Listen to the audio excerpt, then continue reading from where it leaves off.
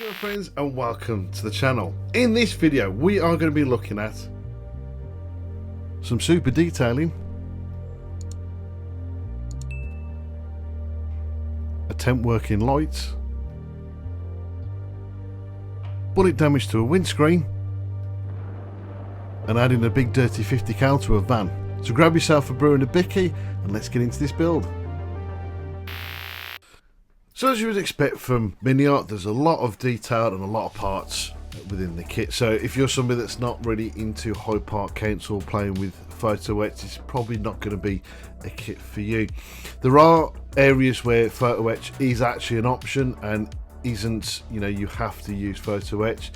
Though these strappings for the tank are part that you have to put in, but as it's underneath the vehicle, it's not really going to be something you're actually going to see very well. You can actually get away with missing some of these parts out. So sometimes doing a little bit of a mess around, a bit of drive for it and looking for the instructions, you can figure out which bits, if you want to, you could either miss out or sort of avoid doing. Now again, being Miniart, there are a lot of fiddly parts to be done, like for instance these clamps for the suspension, part of the leaf suspension there. That you've got to do this on all fours, that braces it around the axle areas. Particularly on this one, there are two I think it was 2 or 3 different heights because of the way that the axle is done. So you've got to be very wary and mindful of this kit or these type of kits, because sometimes, as you can see there's different heights and different in parts. Now unfortunately the rear bumper is one of those parts that you have no plastic option for. So fortunately what they do is they give you a mould for this to go around. So all you really need to do to make this a lot easier is anneal the part with just use a lighter, quenching a bit of water, it'll cool off pretty much straight away, and then just bend it around the former. And it is pretty simple. There's a couple of parts that you'll have to do that with, but in general, most of the parts are optional in plastic. Now I may flip them backwards a little bit and forwards between the two models because both are going to be done slightly differently. Now only the one I have done the engine detail for, so I've done the full engine. I haven't stuck it in yet, I've left that loose for the time being so I can paint that separately. Now both the exhausts I have opened up the ends for because they were just a solid bit. Not really going to notice them anyway, but just a little detail I thought I'd add. There is a photo etch part that goes around the manifolds, which again you could probably get away with not doing whatsoever. Both inner walls have this panel to go on. If you're going to have the doors closed because you get the option of having them open, you probably could get away with not putting these in as well because they won't be really seen. We also have going in the gear sticks and brake pedals and all that sort of business going in there as well. So I've decided to do a little bit of extra detail on the seats because they're a little bit plain. So what I've done is I've rolled out some green stuff. Now if you use talcum powder on a flat surface and roll it out with whatever you got rollable, you can thin this stuff out, really thinly. So I've made a couple of sheets of this and then I will drape them over the seats themselves. Now this is something I'm still kind of new to doing, but I found that if you put some water down onto the bit that you're sticking it to, it will dissolve the talcum powder, and eventually it does stick. For a little bit it will move around, so be careful of that, as you can see just there. So I just found again bit of water on there, pressing it in, leaving it to dry. And then it pretty much sticks to the surface. Might help but potentially probably roughing the surface a little bit beforehand. But as you can see me there as well, I've just trimmed away the excess around there that I don't need on the seat. Then what I've done before it completely hardens, I've used a sponge with a bit of water on it so it doesn't stick to the sponge, and just stippled it over it just to give it a little bit of texture. Now we're going to stick with detailing for a little bit longer and moving on to the radio van. Now again, like I said before, Miniart's detailing is absolutely fantastic. The radios are superbly detailed. There are a few little photo etch pieces to put on, like little handles, but I mean, you could make those out of wire if you wanted to, or again miss them out, because you know, in a way you're not really going to see it, depending on how you're going to make this model. Also noticing that there was these little lights. Now they were actually quite nicely moulded, but I decided to actually add some working lights. So you can see I've drilled out the original light, put a small LED in there. Now if you want to look up these LEDs, you just look up micro LEDs and put 0402 in, and you should find the same LEDs that I've been using. Also, fortunately, the wires were able to be fed around the back of the radio, so you won't really see them. I've also populated the area with some maps, just that it's for a bit of interest. These I've just literally just got off the internet and printed them out. I've also made a couple of notepads using some tracing paper and a bit of plasticard for the base, and the pencils themselves I just used some stretch sprue. I also decided to make some radio headsets. These were again very simple. I've used cocktail sticks for the earpieces, a bit of photo etch band to go as the headband, and just some twisted up wire for the, obviously, for the wires. And here you can see the lights working as I just test them out to make sure everything is still working as it should be. So on the opposite wall for the radio set, there should be a little box that goes in there, which I wasn't keen on using, so I made this sort of corkboard map wall thing. The light above it I've made out of plasticard, used some chrome pen to try and help the light bounce around a little bit more, and I've just scuffed up a bit of clear perspex again, just to help to try and spread the light around. And then I'm able to fix everything into place. Now I know the colour isn't the right colour for the interior before anyone starts on that. This whole thing is just kind of like a bit of fun. Now what also makes a bit of a change for this build for me personally is that I've actually thought this through properly for a change. So I've drilled a couple of small holes in corners inside the vehicle, hopefully areas that are not going to be seen when everything's all put into place, so I can run the wires through into the underneath of the vehicle and tidy up everything down there. So what I'll be doing is try and hide as much of the wire on the underside of the chassis. Now you can see everything all fitted into place, and I'm pretty pleased with that. I think it's actually turned out quite well. And then what I do is just another test just to make sure that everything is still working. I'm just using a little watch battery. You can see in the background there, it's a 3-volt battery. So it's only stuck to it, so obviously you can see the lights flickering a little bit. It's because, as again, I've just sellotaped to the battery just to check that everything is still working. I haven't nicked any of the wires. And here's just a bit of an idea to see what it looks like with the roof on. I will be actually making the roof later on detachable. Both vehicles will have their front and rear lights working. Now the rear lights were the hardest ones. As you can see, I've milled out where the light should be, and what I've done is very delicately cut them in half, drilled out the back space to make sure there's enough room for the LED to sit in, and then a couple of holes at the back for the wires to run through it, and then I've just glued them together. So to try and make things easier, changing the batteries over and getting to the switches, I've added some magnets to the bottom of the vehicle and the chassis to make things easier, so I can just detach it, get to the battery, and with a bit of luck basically not breaking everything in the process. You may have also noticed I've used some styrene tubing there to put all the wires through to try and keep everything all nice and tidy.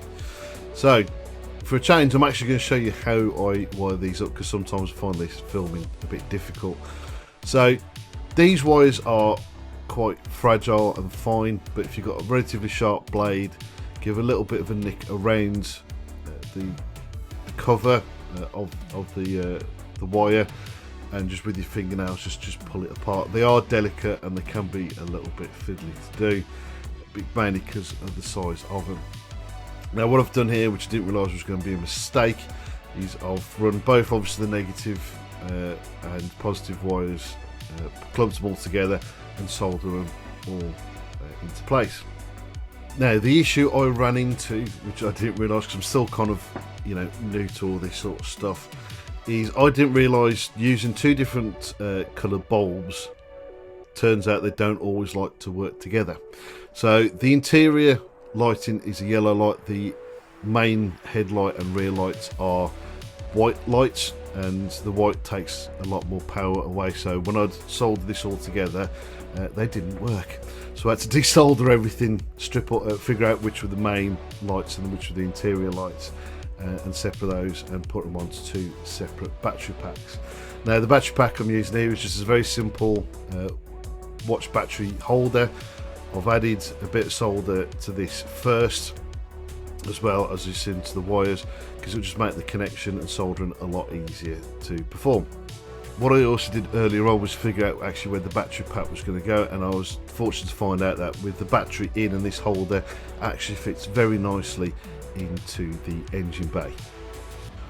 I'm also going to be adding a small micro switch in there as well. Wiring these up actually is very simple. So as you can see, you've got negative to the battery pack, and then we will wire the live with a switch in the middle, and then from obviously the other side of the switch will go into the battery pack, which means obviously we can switch this on and off.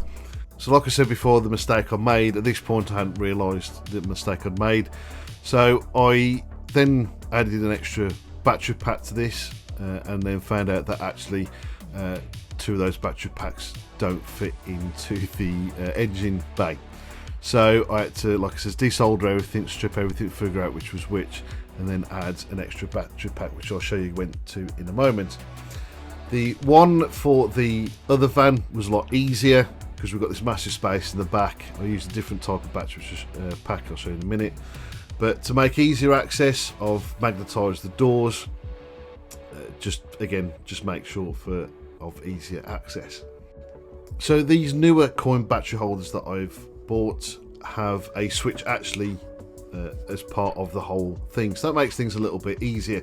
The problem is that they are a little bit bigger compared to the other ones, so I wasn't able to use this in into the radio van, because it just, again, like I said, just wasn't going to fit into that bay, which would have made things a lot easier.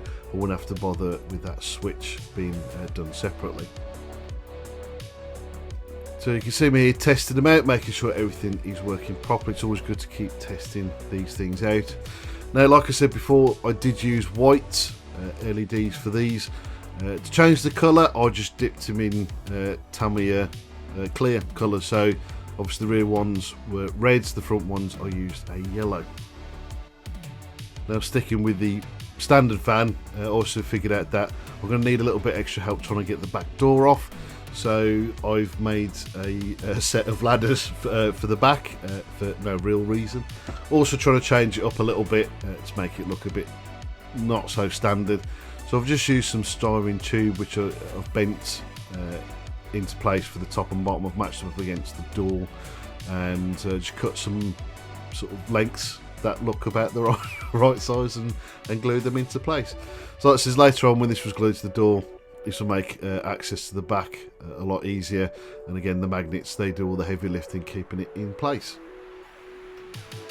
So I thought I'd tell you a little bit about these 2 vans. Now, what I wanted to do originally was make these sort of 2 war bandy type panel vans with top mounted machine guns, and I could only get the one, so I obviously ended up with the radio one. Now, I couldn't get it to work very well with the other one, so only this one has the gun mounted on top. So I thought, why not add a little bit of bullet damage? So as you can see, I've just drilled out a couple of small holes in the front windscreen, and then with the knife just added all the cracks that you'd obviously get with something going through a very thin piece of glass.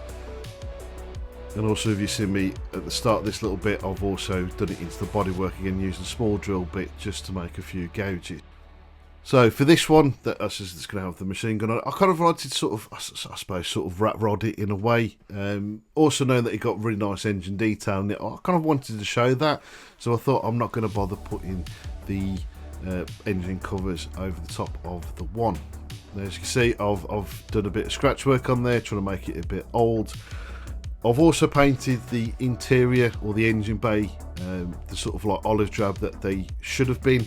Later on, you'll see that I'll paint it in a different colour, and what I will do is I will cover the engine bay for 2 reasons. Obviously protecting all this work that I've done it. So obviously see like the oil stains and streaks and stuff that I've done there. I'll put the bonnet over the top and use that as a mask.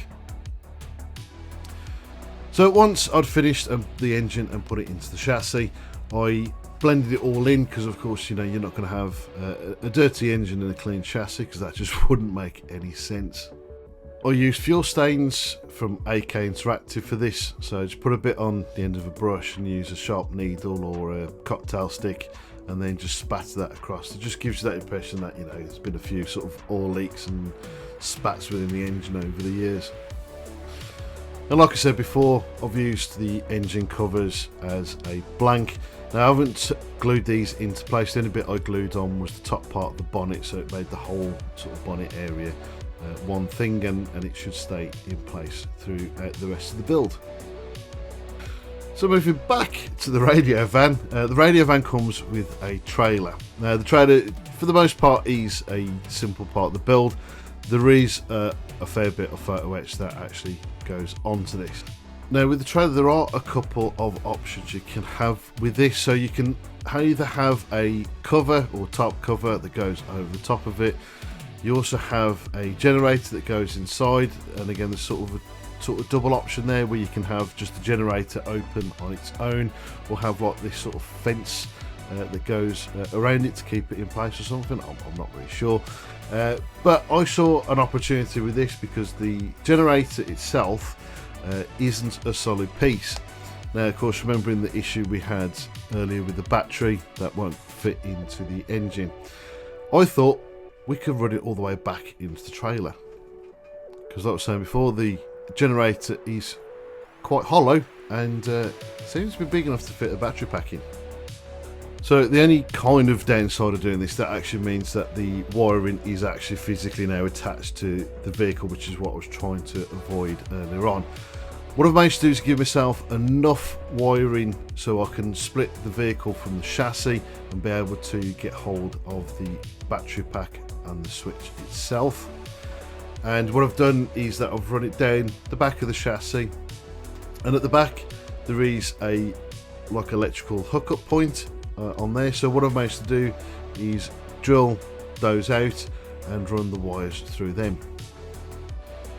So again, what I've done here is magnetised basically everything that goes into the back. Again, this is making sure that I've got easier access without having to fight with anything. So I've made a little plastic stand that the battery pack will sit onto. Like again, I want to be able to take that away, move it away from the model, so I can, you know, like again switch it on and then get the batteries out, because these batteries are quite snug in there. So give myself that enough you know, slack on there just to be able to take it off and move it from the model. So that eventually will be super glued onto the plastic card. And again, like I said, I've magnetised the bottom of the generator, so that will sit nicely on top, so we're not going to lose that, or it won't, you know, fall off.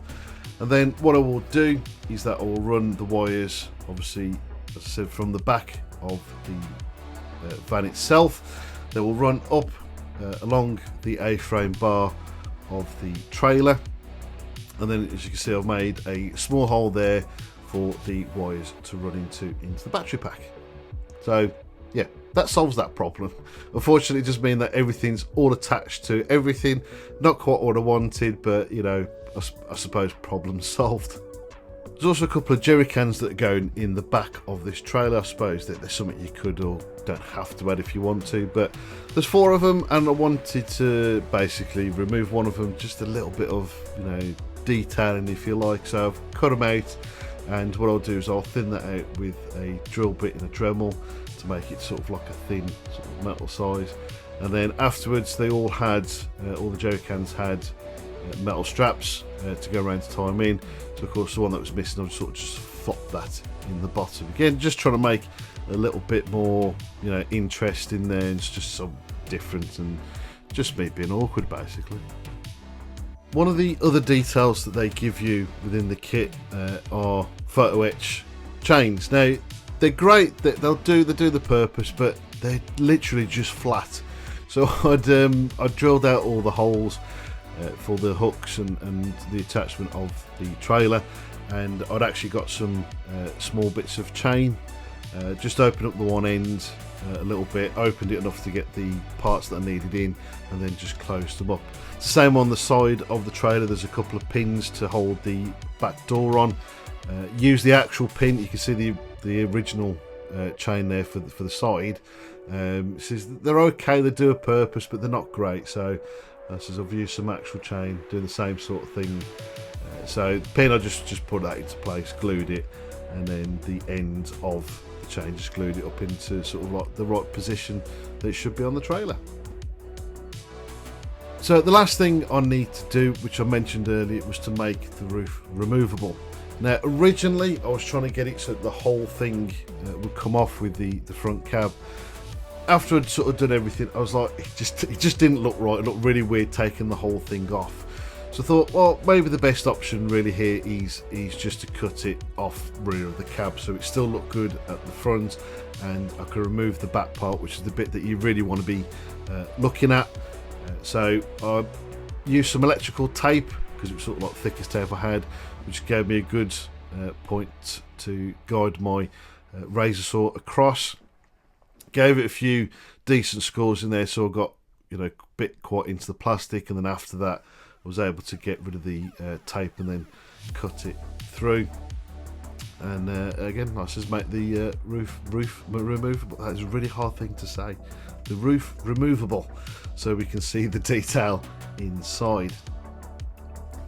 So we can now finally get on to painting. Now you can also see the bit that I, for some reason, didn't video in this, is the gun mount that went on the top. So all I did there was quite simple. I just cut a hole out. I'd made a bit of plastic as a sort of ring, and then just filled it up with putty just to blend it in to the rest of the vehicle. Now, like I said before, this is going to be a fighting vehicle. So what does our fighting vehicle need? A bloody big gun. So I ordered this from Ringo Resin, and I got to say the detailing of this 50 cal is absolutely fantastic. The gun ring again is specifically for this. I did have to buy these separately. It also comes with the 50 cal canister ammunition canisters, as well as the one that fits onto the side of the weapon, which has some rounds in there as well. Later on I'll find a shield to go over the front, because I found a decal that I think suits this pretty well. So for the armoured van, I was sort of thinking kind of like intruder style sort of thing. So I went for a inky black main paint job. I thought, it's just a bit boring, isn't it? So I thought, what's more cooler than a couple of Go Faster stripes, particularly the ones that are off centre, which basically means that the left hand side goes a lot quicker than the right. So before painting, I went over the stripes with some MIG ammo medium chipping. Now I was feeling a little bit lazy, so I just hand painted this on. Once it dried, I put about, I think, 2 or 3 coats on, and then with a really light coat of white over the top. This will make it a lot easier for chipping, because if you go too heavy with the top coats, you will find it a lot more difficult to remove the paint later on. Now, if you haven't used chipping fluid before, it is really easy to use. Now, like I've said before, you've put 2 or 3 coats of the stuff on, put a thin layer of paint, and then to reactivate it all you need is just some tap water. Now, depending on how light the top layer you have put on, sometimes just the damp brush will remove the paint. If not, use a slightly stiffer brush, or alternatively you can use stuff like cocktail sticks, and what I use quite a lot of the time are these airbrush cleaner rod things. They give really nice scratches, and obviously, like I said, it just pulls it away from the model. Now and again you'll need to just clean it up, so again just some some tap water, just run it across the top, just remove any of the excess paint, and sometimes if you want, just use a cloth just to dab it away. That can also sometimes remove some scratches. The more accidental the better, and the more realistic it will look. With this process, it's always worth taking your time with, because you don't want to go too far. Now you can repeat the process, but there's a good chance it's probably not going to work out very well. It is quite good for multi-layering, but if you want to use the same colour again, you're probably best pretty much starting again, blocking the colour back out and repeating the process. So I've also added a couple of decals that aren't of any significance, just something to make the model a bit more interesting. Now I've done some extra chipping, a lot of this just by brush, some of it using a sponge. Again, this is all to make this vehicle look as relatively beat up as possible.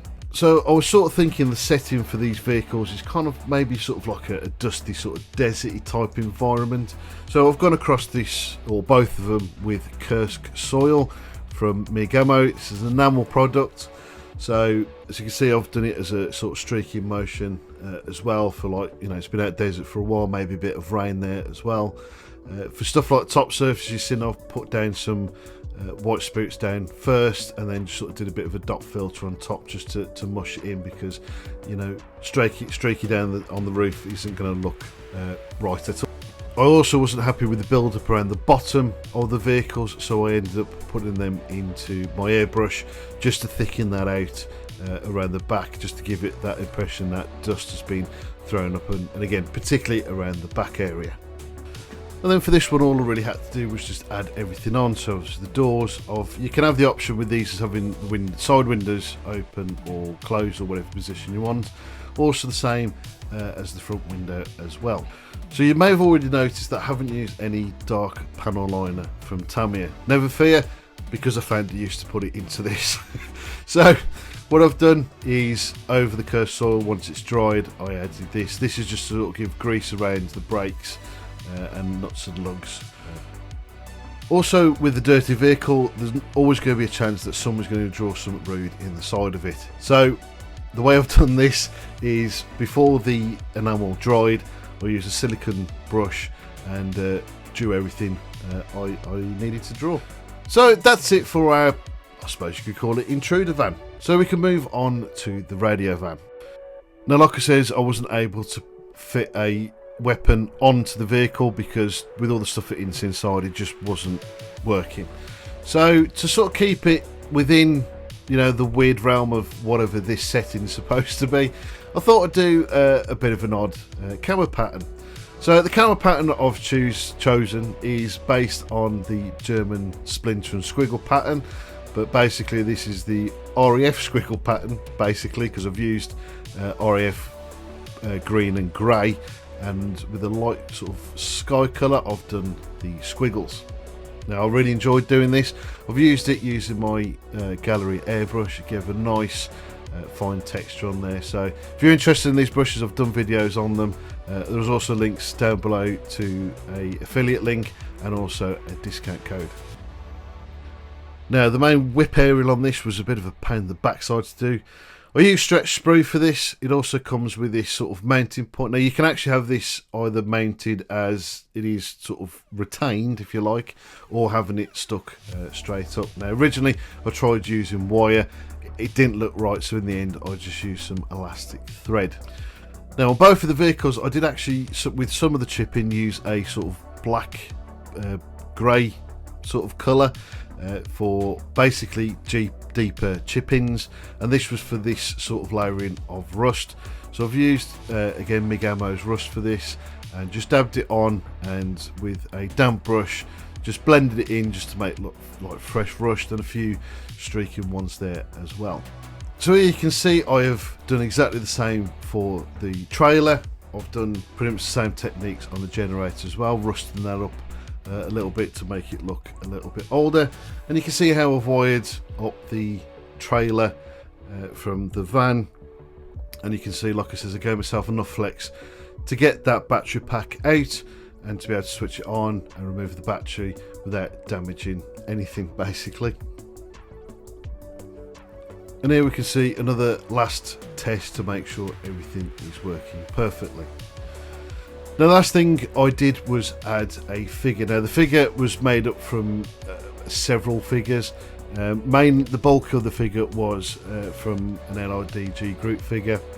Had to reposition his legs and his arms a little bit to get him to fit in. Also had to cut a massive chunk out of the seat so he would sit in there properly. because also wanted to make sure that the roof was still able to be put down and his head wasn't keeping the roof from seating properly. That said, the roof doesn't sit properly anyway, but for the majority of the time, you know, this vehicle will be displayed with the roof off anyway. But as you can see, with it on, it looks pretty good in there, and yeah, this is what it also looks like with the lights off. So there you go, friends, it's nearly time to show you the finished build. But as always, I want to say a massive thank you before that. Thank you guys ever so much for watching. I do hope you have enjoyed this video. Please, in the comment section down below, let me know what you think of this build. It'd be interesting to see what you guys think of this one. I also want to say a massive thank you to John at Scale Modelling for being a channel member. Now, if you'd like to help support the channel further, there are links in the description down below where you can do so. But also, just watching this video, liking, subscribing, all that business obviously still helps the channel massively. Also give one shout out to Hannant's Model Shop in London. Now, if you're in the area, they're just literally around the corner for the Royal Air Force Museum at Hendon, literally just around the back. If you're down that way, go and pop in, see the guys. It's a fantastic shop. I've purchased both of these models from the store.